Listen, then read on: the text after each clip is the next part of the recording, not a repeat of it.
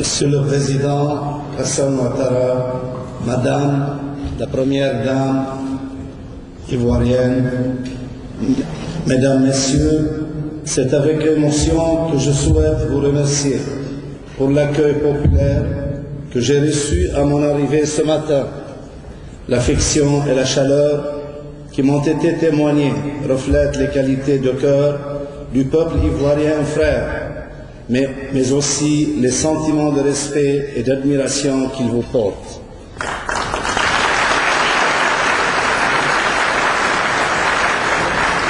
Monsieur le Président, nous venons vers vous, vers cette terre accueillante de la Côte d'Ivoire, animée par un sentiment profond d'amitié et par un désir réel de promouvoir notre coopération bilatérale sur des bases solides et durables,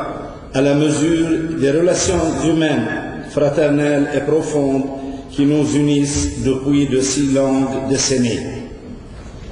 Cette visite officielle historique, à plus d'un égard, vient répondre de surcroît aux attentes de l'importante communauté libanaise, soucieuse tout autant de voir se créer et se consolider un vrai partenariat entre nos deux pays qui servirait nos intérêts nationaux réciproques dans la complémentarité et le respect mutuel. La Côte d'Ivoire est un pays qui s'est toujours distingué comme un havre de paix et un modèle de démocratie,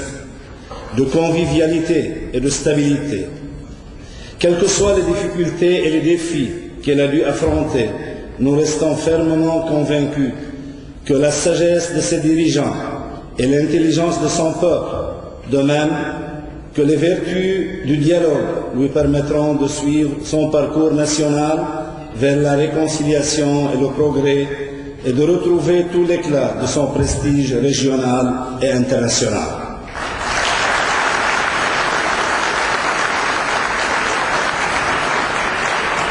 Monsieur le Président, le Liban et la Côte d'Ivoire partagent les mêmes valeurs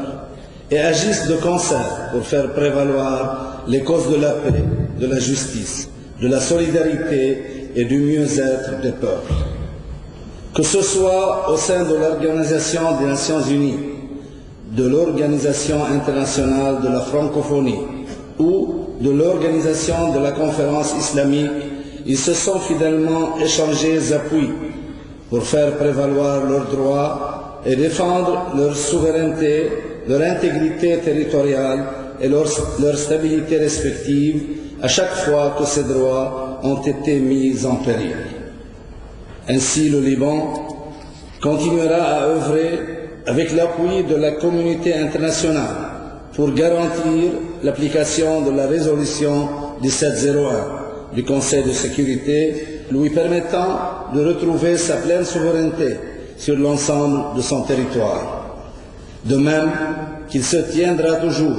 aux côtés de la Côte d'Ivoire pour contribuer à la pleine réalisation de ses objectifs nationaux.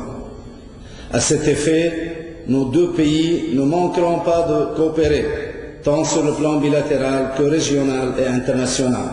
pour contrer les dangers de l'extrémisme, de l'intolérance et du terrorisme.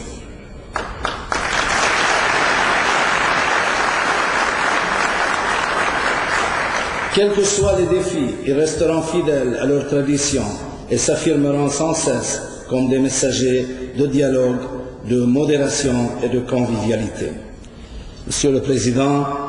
dans un monde de plus en plus interdépendant et confronté à des crises économiques, financières et sociales graves, il est plus que jamais impératif de consacrer l'essence de nos ressources et de nos énergies à l'effort nécessaire au développement économique et social. Nous mesurons et apprécions en ces circonstances l'importance de vos responsabilités et la vigueur de l'effort entrepris sous votre haute autorité pour remettre la Côte d'Ivoire sur la voie de la reprise et de la prospérité. Soyez assurés de notre appui et de notre entière solidarité.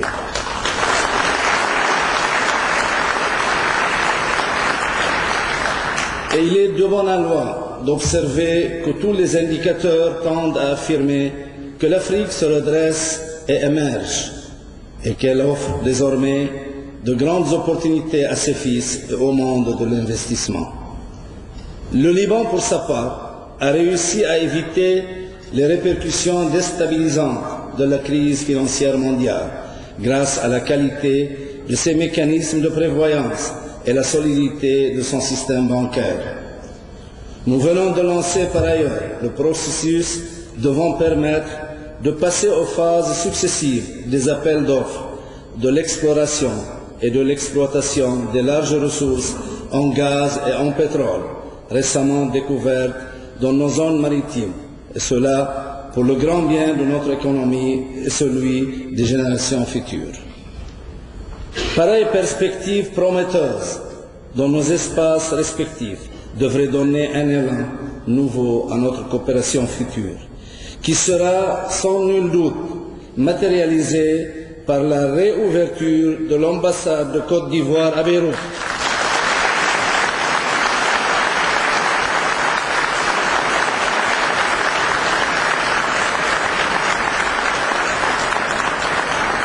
La conclusion d'accords bilatéraux tels que ceux que nous allons signer au cours de cette visite dans les domaines d'agriculture, de santé publique, du tourisme, de l'enseignement supérieur et de la recherche scientifique, ainsi que l'organisation de visites de concertation régulières, tant au niveau gouvernemental que celui des associations économiques et commerciales et des diverses instances de la société civile, devraient être autant de voies et moyens pour structurer, approfondir et encadrer cette coopération dans tous les domaines, et notamment celui de l'encouragement et de la protection des investissements. La communauté libanaise de Côte d'Ivoire est particulièrement bien placée pour activer et accompagner cette dynamique de complémentarité que nous appelons de nos vœux. Présente sur la terre ivoirienne et l'ensemble des pays d'Afrique de l'Ouest depuis plus de 130 années consécutives, elle a réussi à s'intégrer au tissu social de son pays d'adoption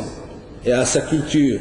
et contribuer avec dévotion et loyauté à sa construction et son développement sans perdre pour autant ses liens d'affection et de fidélité à l'égard de son pays d'origine.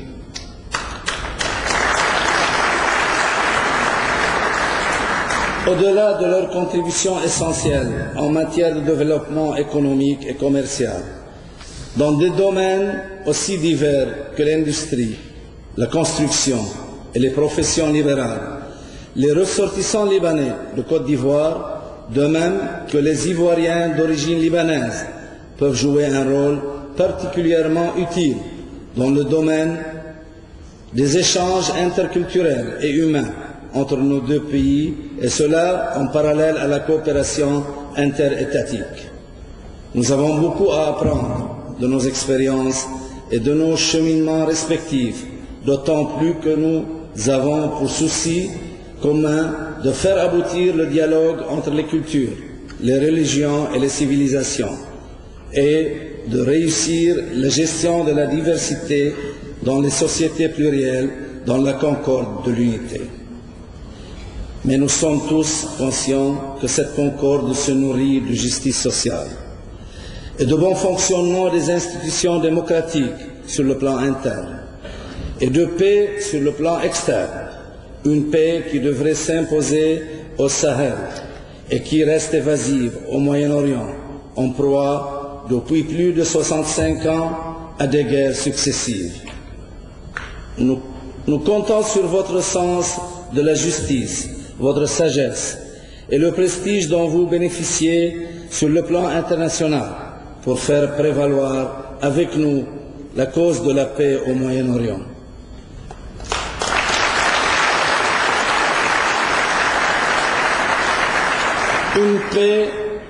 Une paix qui serait juste et globale et qui viendrait régler les divers aspects du conflit israélo-arabe, y compris celui des réfugiés palestiniens, que l'initiative de paix arabe appelle à ne pas implanter dans les pays arabes d'accueil qui ne peuvent assimiler pareille implantation. Un règlement juste du problème de Moyen-Oriental et celui de Palestine se présente désormais comme une condition sine qua non pour la consolidation de la démocratie et de la modération dans notre région, menacée sinon par les risques de fanatisme, d'exclusivisme ou de repli sectaire. Monsieur le Président, sur cet espoir de paix et de justice, je voudrais vous réitérer mes remerciements pour l'accueil chaleureux que vous nous avez réservé et pour les paroles aimables que vous avez tenues à mon égard et à celui de mon pays. Fort de cette volonté